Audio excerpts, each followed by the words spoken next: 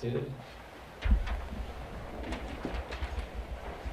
So here to remember Delbert Sargeant, and Jason will read the eulogy. And the three grandchildren will come up and share a little bit for Jason speaks.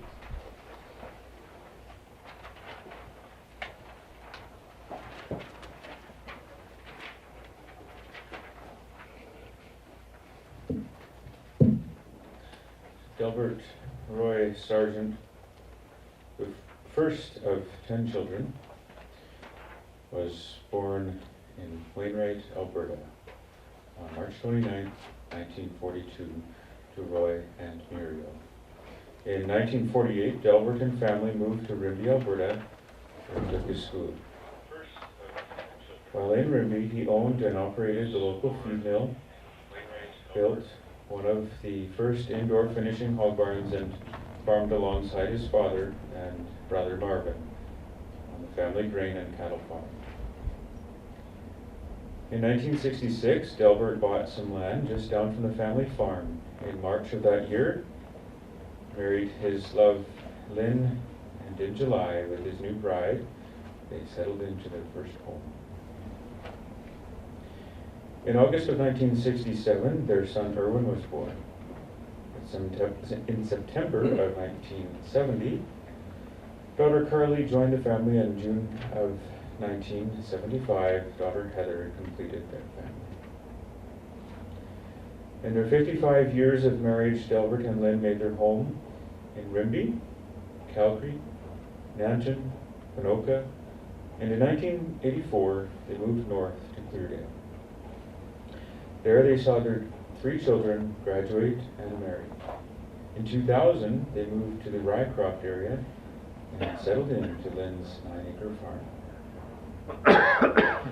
In Delbert's lifetime, he did many things: drove truck, custom farmed, everything from haying to combining, and all things in between. Raised pigs and cattle. In 1988, Delbert bought his first mobile grain cleaner, which in the years since he has rebuilt, remodeled, and remodified many times over. His last big adventure was when he bought a Fendt tractor and forestry tiller. In his youth, he made his choice to serve God at Green Shields Convention and continued faithfully until his passing. Delbert embraced truth and had a love and zeal for the friends and workers. Over the years, Delbert and Lynn have had the privilege of both Sunday morning and Wednesday evening Bible studies in their home. There was nothing they loved more than to sing the hymns, set up their living room for meeting, and greet the friends as they arrived. On November 23rd of 2021, Delbert passed away suddenly in his work boots doing what he enjoyed. He leaves to mourn his loving wife, Lynn, 55 years. His 3 children, Erwin, Samantha Sargeant of Dawson Creek, British Columbia, Carly and Ryan Bidwell of Silver Valley, Alberta, Heather and Nevin Morrow of Covington, Saskatchewan. 9 grandchildren, Savannah Sargeant and Matt, Courtney Sargeant, Emily Sargeant, Wyatt Bidwell, Riley and Kylan Bidwell, Trace and Jessica Bidwell, Brody Morrow, Danica Morrow. As well, 3 great-grandchildren, Kenzie Sargeant, Carson Fiander, and Cohen Fiander. As well, siblings Joy and Marvin Sheets, Marvin and Marilyn Sargeant, Sherry and Gary Goodkin, Bonnie and Ellen License, Lorraine and Larry Layton, Rosemary Cornell, Brenda and Stan Olson, Dawn and Bob Service, Calvin and Louise Sargent. As well, sisters-in-law Iona Drummond, Maxine and Ted Telby, and very special family friend Margie Eisen. As well, numerous nieces, nephews, cousins, and friends. Delbert was predeceased by his parents Roy and Muriel Sargeant, his in-laws Louis and Eliza McDowell, brother-in-laws John Stewart, Lynn Cornell, Owen McDowell, Norman Lindquist, and John Drum. Sisters-in-law, Lynn McDowell and Lorna Lindquist, as well as nephew, Gary Stewart. Delbert's passing leaves a big hole in our hearts and lives, and we will be missed. There are 3 grandchildren that are going to share some memories of the grandfather.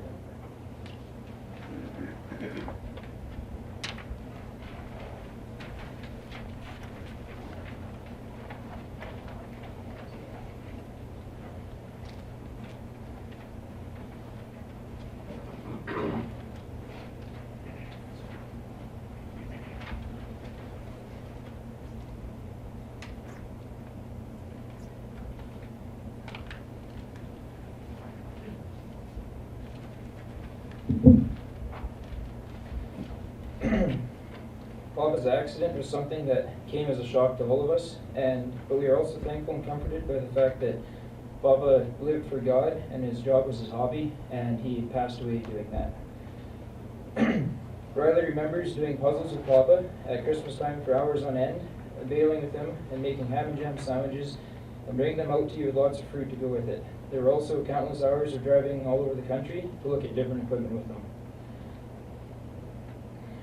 He also remembers him and his buddy working for Papa for the summer of grade 10. They were doing chin-ups off the side of his hay trailer, and Papa walks up, says, "Hey, can you do them like this?" and starts cranking out one-handed chin-ups at 70 years old. That was Papa. Kyla had the privilege of discovering that Papa was full of jokes that he thought were really funny, and then he would explode with laughter that would catch her off guard because she didn't know Papa had kind of a laugh in him. His laughter made him laugh because he was so impressed with himself. Also, found out last Christmas that poppycock was something Papa really enjoyed, and he'd stuff his face while he kicked everyone's butt at Crokinole and laughed away. It was Papa's laughs and energy of having fun during family gatherings that held special in her heart, and love for his dog Trixie, who had the joy of giving him to Papa, and she became his dog. Papa started saying, "Hello, my dog," whenever he would see Trixie. Trace remembers Papa sitting in his chair, playing solitaire or reading. Often he would nod off, but soon his eyes would open and continue on. Sometimes he'd sit there and read the whole page all afternoon. Jessica, I cannot seem to remember the joke Papa made as we stood outside the meeting shed at her first convention, though I do remember it flying right over her head. Papa smiled at the group, waiting for someone to understand. There were seconds of silence passed before Papa let out a huge chuckle, and at 1 seconds, he was almost rolling over laughing. Papa's laughter was incredibly contagious, as everyone was belly laughing right along. As she thinks of this moment, she can still hear Papa's laugh and can't help but smile. Cheyenne, peanuts, popcorn, and puzzles are all part of her memory of Papa. Sometimes, when Papa and I would sit down and do a puzzle, there seemed to be an unannounced competition between us, but no matter who got the most pieces in, she always remembers her first puzzle lesson from Papa. She used to be the kind of person who would pick up one piece and try it all the directions and all the possible spots, just hoping that it would go in somewhere. But one afternoon, Papa said, "You're not going to find that piece at home anytime soon." And it was from that moment on that she took time to watch Papa. Most of the time, it was me watching him watching the puzzle, but without fail, he would pick up a piece and place it exactly in his home. No second try needed. I will forever remember moving into Nana and Papa and being told to put the dish soap back in the bathtub for Papa's Dawn dish soap bubble baths. Also sounds like Papa. As for myself, growing up, I didn't quite know what to make of Papa. He was quiet, ate a lot of porridge and peanuts, played a lot of solitaire, and worked a lot. I don't feel like I really got to know anything about him until the last 4 or 5 years. But I do remember quite well, with some surprise, the day I found out Papa knew judo. I'd come up for the summer, went to visit Nana and Papa. Nana was in the kitchen, and me and Papa were in the living room. Papa was playing solitaire. He was telling me about how he had started a wrestling team at school, and he had told me that he had taken judo. I couldn't hardly believe it, and I think Papa could see that in my face, because he got up from his chair with a smile and told me to hold out my arm. The next thing he knew, he'd used my arm as leverage and threw me with a hip toss. His aim was a little off, maybe because he was 70, but he threw me into Nana's china cabinet and stepped over into the picture window, cracking the window. I was in shock and just kind of didn't know what to do. And Papa had a great big smile on his face. I think he was in shock too. And I remember just looking at, I remember Nana saying, coming in and said, "What the hank is going on in there?" And then coming in from the kitchen, and I was laying on the ground, and the China counter was leaning into the window, and Papa was looking pretty pleased with himself. And with a look of confusion, she's just like, "Delbert, Delbert, just what do you think you're doing, Delbert?" We can all be comforted knowing that Papa loved us all in his own special way. I think we can all count on one hand, with fingers left over, how many times he hugged us, but it was never a doubt how much he cared. He will be missed, but we can all remember that God has a plan for each of our lives, and Papa passed away doing what he loved.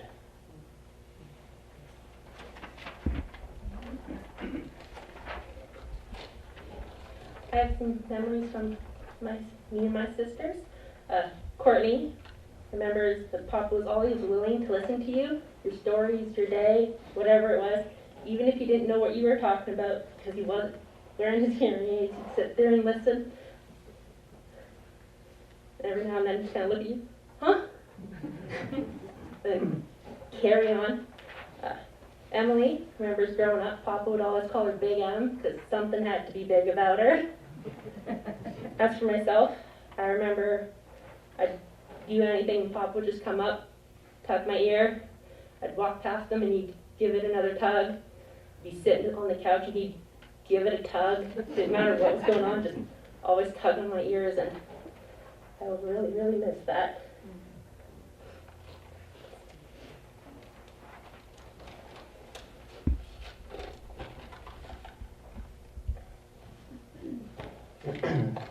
My sister's memories, I have a memory about Papa, was his love for building puzzles. He loved keeping his mind active, and building puzzles was one of the ways he could do that. Around Christmas or Easter, when we would be together, Papa would find a puzzle and start building it. I enjoyed puzzle building with Papa, so I would join him and we would build it together. It always seemed that the puzzle needed to be completed in 1 or 2 days, so we would invest countless hours into the puzzle. Papa was a quiet man, so not a lot was said when we were building these puzzles, but he was a very knowledgeable man. Papa loved to talk about the things of God, and just being in Papa's presence, while listening to him talk about the things he loved, and quietly building puzzles is a memory I will forever hold dear to my heart. My memory of Papa, when Nana asked me to think of a memory of Papa, a lot of memories came to my mind. His unique laugh, reading numerous books, playing board games, and traveling many back roads with him.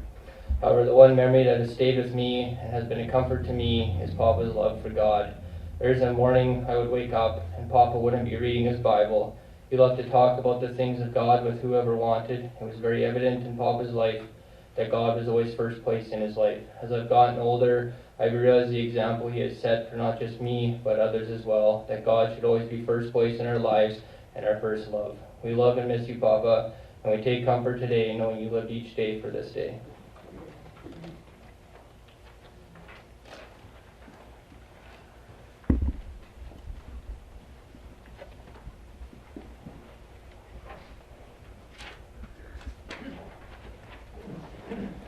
Thank you. Just a moment of prayer. Our Father in heaven, we thank Thee for this little time when we can consider a life lived for Thee, and one who loved to spend time with Thee, and it showed on his life and in his manner of living, and we thank Thee especially for the one who we serve and who we're getting to know, and Thy Son, and the one who gave his life for us that we could have a hope beyond this life. And we thank Thee for Thy guidance and keeping power each day, and teaching us the way that leads to Thee. And so we just pray for Thy comfort and Thy guidance and Thy Spirit and all that's shared today, and just pray for these things in Jesus' name. So now we're going to sing, it's on your leaflet, I think it's 270, Tomorrow's Path. Jason will lead us.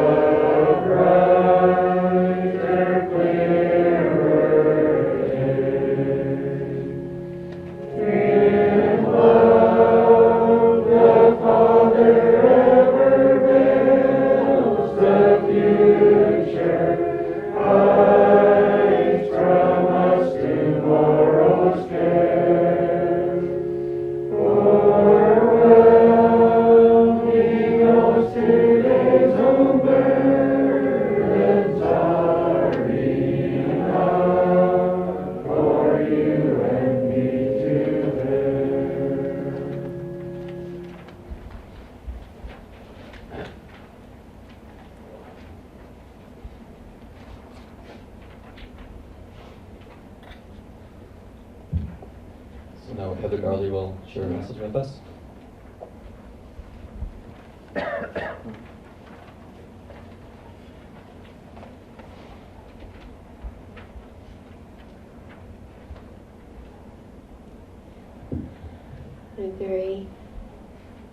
I feel very privileged to have a little part in Delbert's service today, and it's been a wonderful privilege to have worked in this area for the last 3 years, and we have lots of special memories of time with Delbert and Lynn and in their home, and we just always appreciated that there was such a warm welcome there, and like we've heard, a love for the things of God, and always a welcome for God's servants, and we just think of you all in your loss, and know that God will comfort you.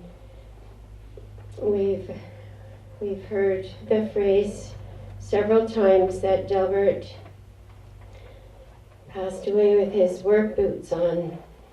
And yesterday here I heard someone mention words to the effect that when the word retirement was mentioned, then Delbert said, "What's that?" And he was somebody that loved to work, but I've been thinking about this verse in Philippians 2, in the 12th verse, "Wherefore, my beloved, as ye have always obeyed, not as in my presence only, but now much more in my absence, work out your own salvation with fear and trembling." And Delbert loved what he did naturally for work, but he loved working out his own salvation, and he had an understanding that life here, it wasn't just a time of play, but that there was a work to be done in working out his own salvation. And we heard also that at a young age, Delbert made his choice to serve God. And I thought about Jesus and what we read of Jesus in Luke chapter 2. It was a time when Jesus was 12 years old, and his parents would go every year up to Jerusalem, and Jesus would go with them. And this particular time, as they returned to their hometown, they didn't realize that Jesus wasn't with them and that he had gotten left behind. And so they had to go back and look for him, and it took them 3 days. And they finally found him. He was sitting in the temple, and sitting in the midst of the doctors of the law, hearing them and asking them questions. And his parents spoke with him and said to him, like we've been looking for you, and we've been sorrowing. And Jesus' response to them was, "How is it that ye sought me? Wist ye not that I must be about my Father's business? Don't you know that I need to be about my Father's business?" And he was speaking about God, and at that young age, understand that God had a plan and a purpose for his life, and that he needed to be about doing it. And I just thought of Delbert in that way too, and that at a young age, Delbert had an understanding that God had a purpose for his life, and that he wasn't, again, just here to play, but he was here to do the will of God. And we sang in that hymn. I've just been thinking about walking, and we sang in that hymn, "Tomorrow's path to us is all unknown, but we will walk today." And a hymn that we will sing a little later, number 360, just says, "Daily walking in the truth from all bondage frees us." And so I just appreciated thinking of Delbert walking with God, and every day walking with God and working out his own salvation And in the book of Amos, in the 3rd chapter, there's a question that is asked there. It says, can two walk together except they be agreed? And of course we know that the answer is no. There must be an agreement if two are going to walk together. And I was thinking about Delbert and his, like we've heard, when he got that grain cleaner, he spent a lot of time rebuilding it and remodeling it and remodifying it, and it was all with the purpose of making it better and making it more functional, more useful. But I loved how when it came to the way of God, Delbert accepted the way of God, and he understood that salvation was God's plan, and it didn't need any perfecting, it didn't need any changing, any modifying, but he just accepted that, and he claimed that for himself, and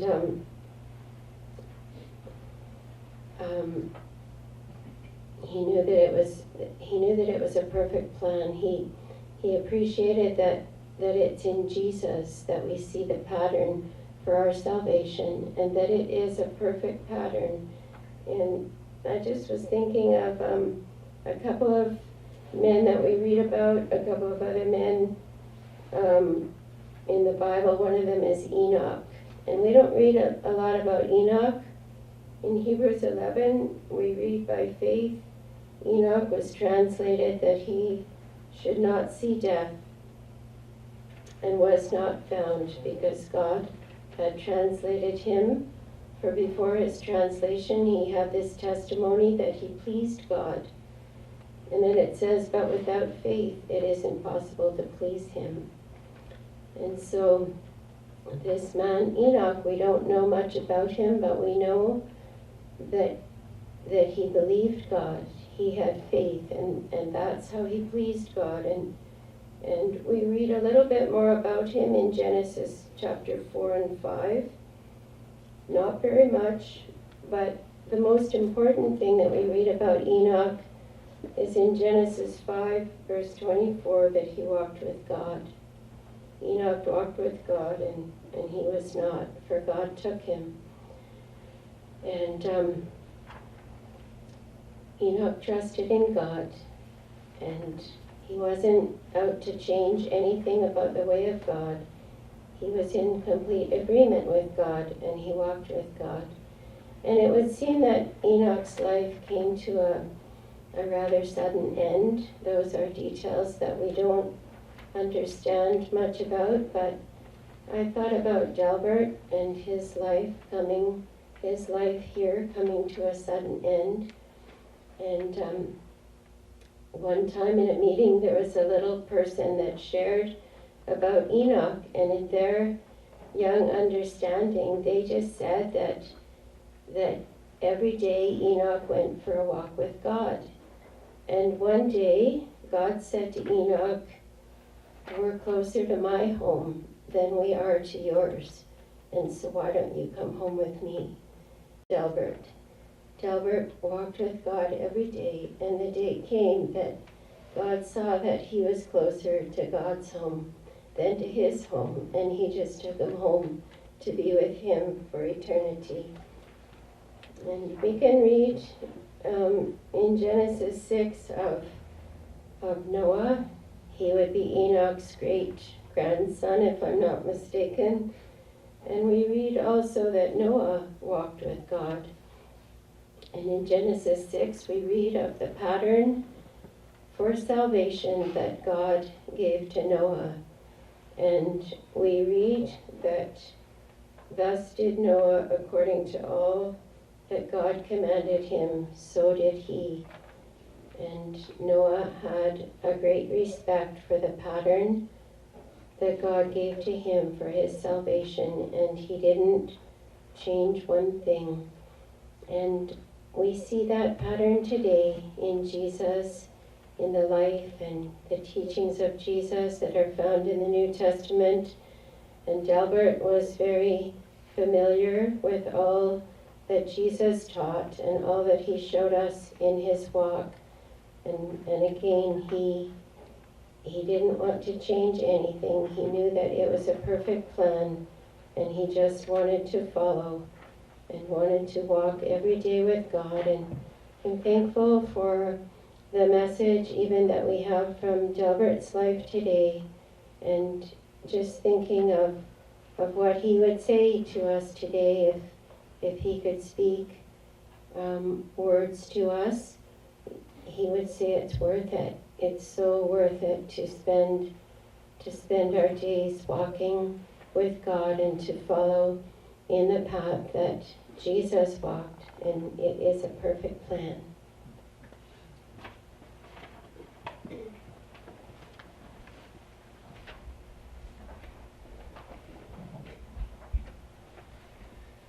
So we're going to sing another hymn. I'm going to leave it there, and it's God is Faithful, number 232. And I understand this was Delbert's favorite.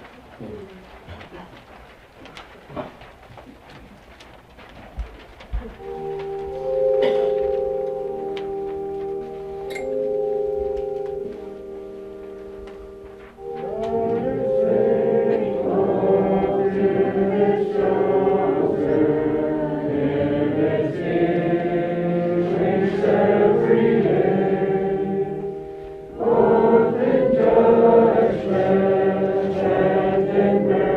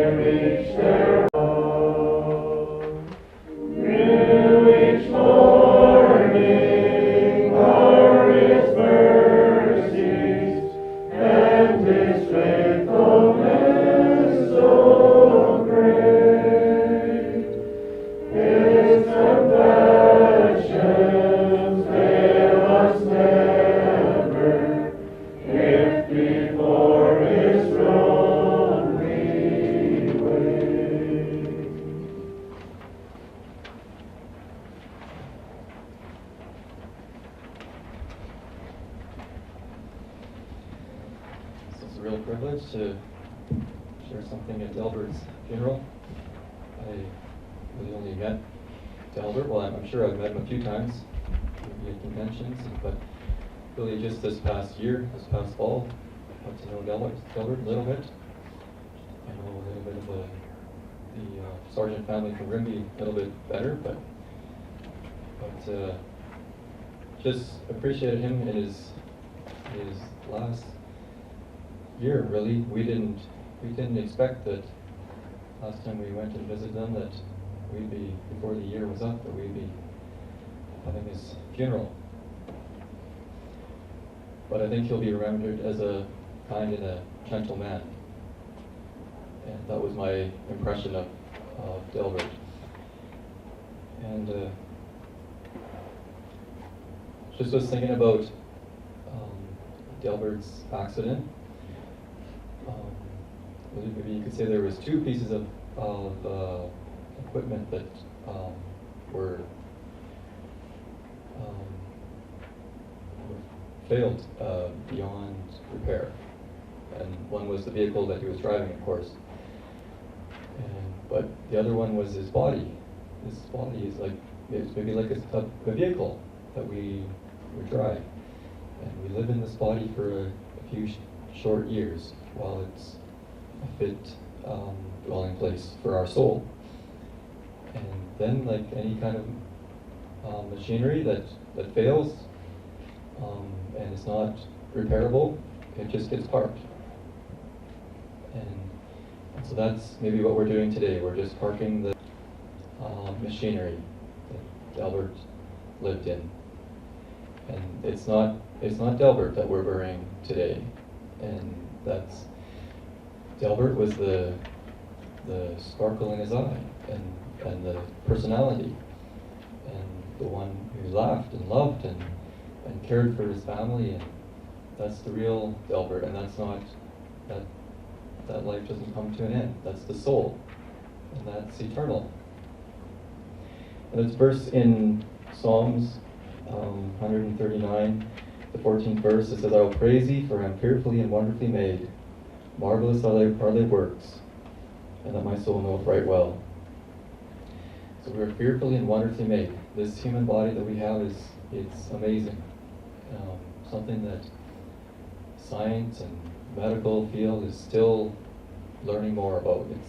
It's an amazing piece of machinery that we're living in, and we have the privilege of living this life, and that's been God's plan. But then the day comes when it's just it's no longer fills its purpose anymore, and so it's just set aside.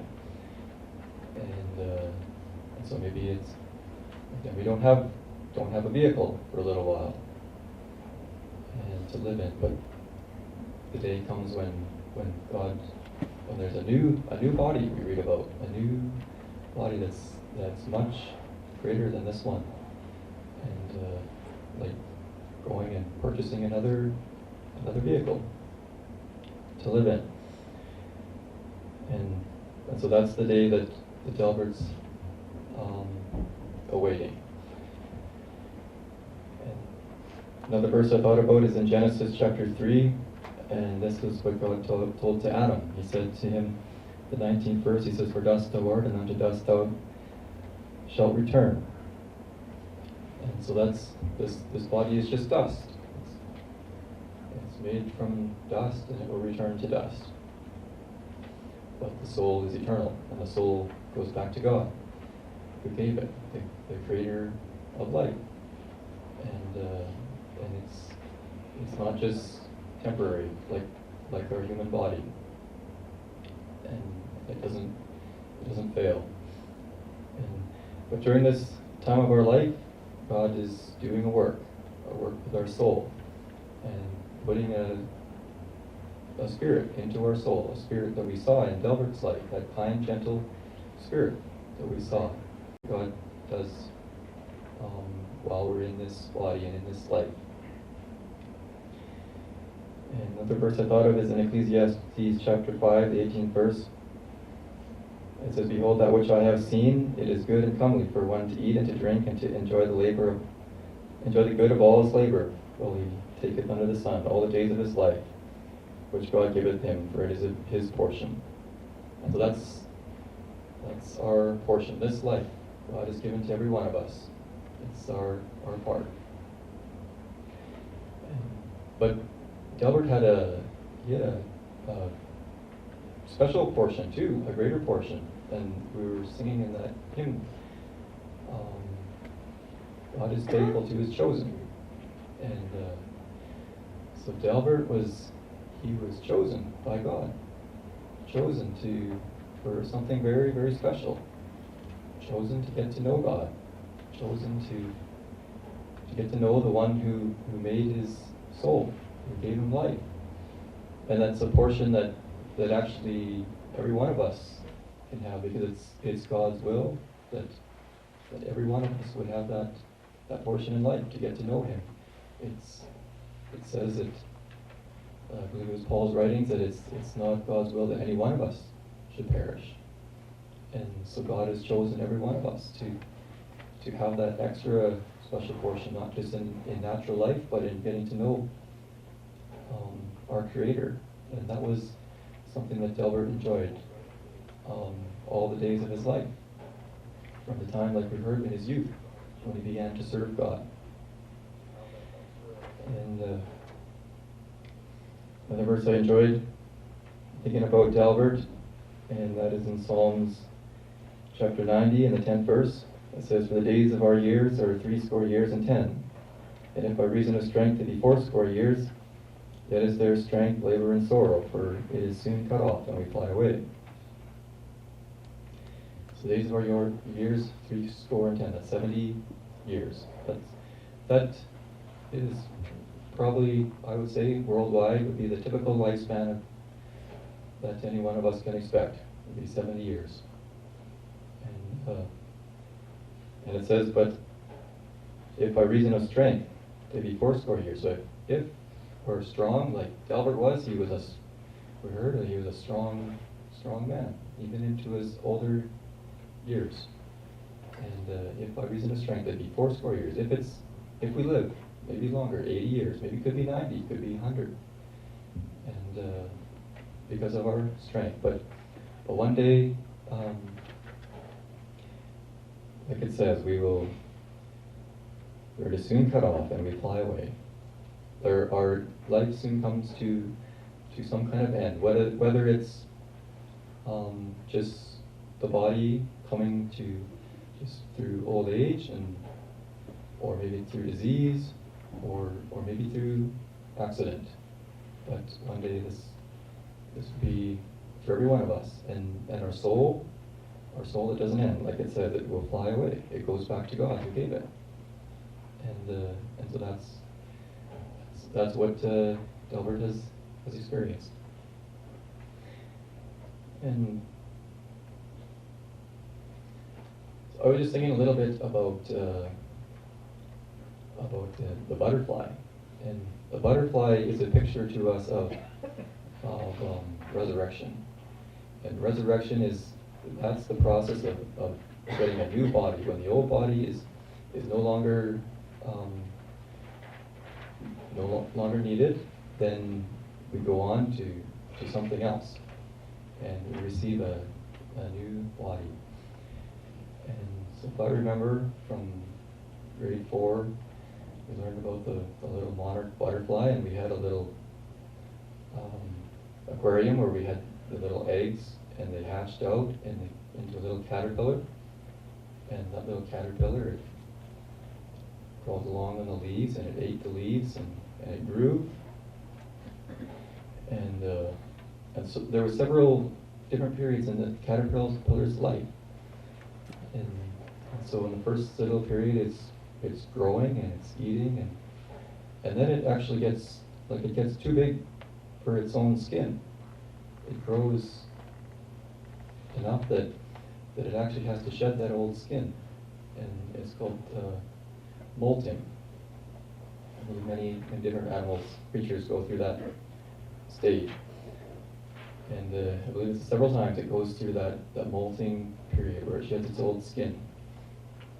And we read in Romans, it talks about our old man and putting off the old man and putting on a molting period in our life when maybe it's our old habits and our old desires, and that's something that happens in this life, that we shed the old man and put on a new man and put on the life of Jesus.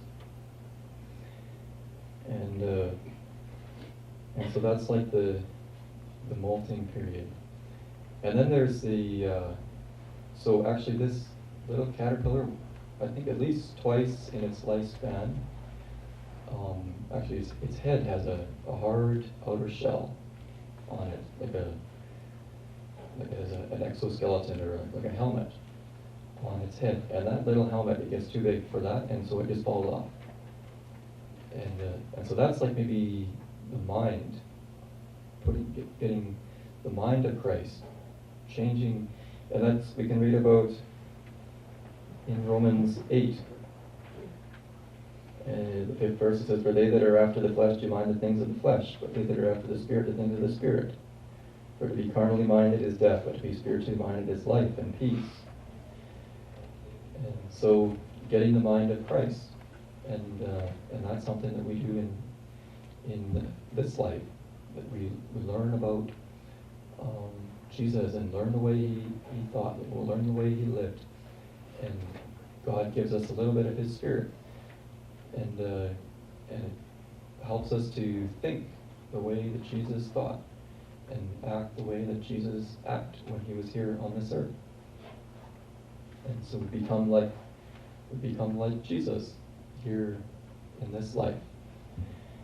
And then that little caterpillar, when it becomes a full-grown caterpillar, climbs up into the highest spot that it can climb on the little plant where it is, and it hangs there by a little silk thread, and it wraps itself up in the silk and a little, I believe it's called a chrysalis, and that's like, maybe we could picture that to like that. And inside that little chrysalis, that the whole structure of that little creature's body transforms. And where it once had little legs and a big stout body, and that body just, I don't know how it happens, but it transforms into wings and a small little body and little legs and antennas and so on, and a complete transformation from one creature into a brand new creature. And when it comes out of that little chrysalis, it has wings and it can fly, and it eats different things. Now it feeds on pollen rather than on leaves, and so complete transformation that occurs. And so that's maybe just a little picture to us of what resurrection means. And Jesus, maybe he's the only one that we really know that he went through that process and came back and talked to us after he died. And one thing he talked about, this is actually, it was a message to John. It's in Revelations chapter 21. And he talked about a time when, in the 4th verse, it says, "God shall wipe away all tears from their eyes, and there shall be no more death, neither sorrow nor crying, neither shall there be any more pain, for the former things are passed away. And he that sat upon the throne said, Behold, I make all things new. And he said unto me, Write, for these words are true and faithful." So Jesus, from the other side, gave John this message through a vision. And that a time is coming when all tears and all pain and all sorrow will be put away, and it will never again. And God will make all things new, make us new, and something that we can hardly maybe take in. and we hardly know what it will be like. But one thing I'm sure the family will miss the old Delbert, but I don't think Delbert will miss the old Delbert. And because it got so much more to go on to. And that's a great comfort to us in a time of loss like this, that the one who maybe we miss in the body, but he won't be missing that old body, but he has something to go on to, something that is so much greater. And so now we're going to sing it's number 360 on the leaflet there, and then afterwards we'll just get announcements.